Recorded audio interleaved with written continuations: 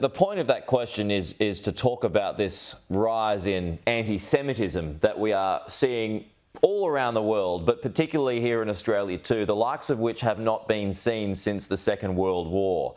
How do you reconcile your thoughts with that? Look, once again, the responsibility is mainly on Hamas, indirectly on Iran, now even directly on Iran. This ring of fire is supposed to shake Israel. If you look honestly into the 7th of October a year ago, it was unprecedented barbarian attack that no one experienced. It's like you can't have this problem because you're surrounded by ocean, but assume that you have a neighbor just behind your border who would massacre, mutilate, rape, kind of burn, let's say 3,500 Australians. It would be something that would shake the whole Australian community. Yeah. Israel had been established in order to avoid exactly this kind of events, and we failed to do it. And now whoever kind of initiated has to suffer the consequences. But how do you feel about this rise of anti-Semitism and governments' muted response in terms of cracking down on it? Look, the anti-Semitism had always been, it's still here, and it might rise and go down according to developments. In the world, there is a growing polarization within many advanced countries in the world. There is a rising calls for isolationist approach to xenophobia and to kind of these elements, this kind of pendulum movement rise once again anti-Semitism.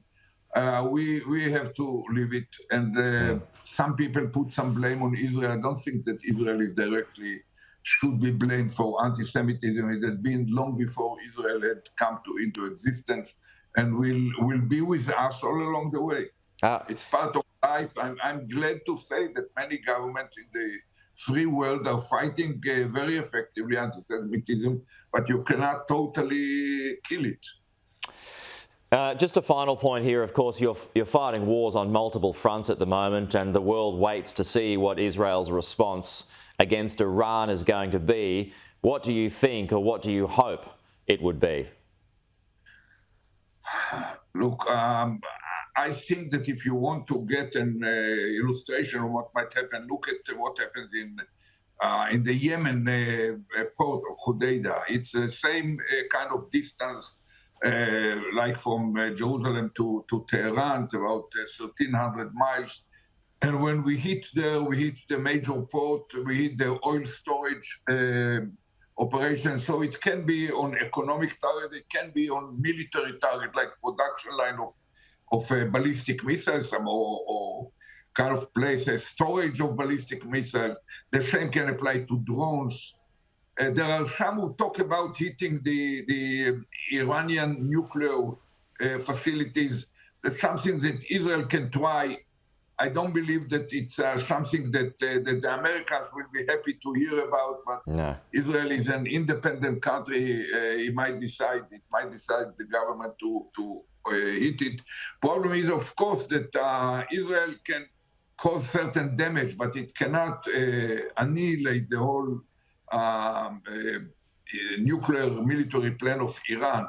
For this purpose, you need America, and America doesn't seem to be ready for such an operation. So it's still over in the air. Some in Israel believe that we have to do it even if we do not fully destroy the Iranian installation, in order to make sure that the world realize that a kind of severe risk to the whole NPT regime and to the stability of not just the Middle East, but of the world is emerging in front of our eyes, and no one takes action about it.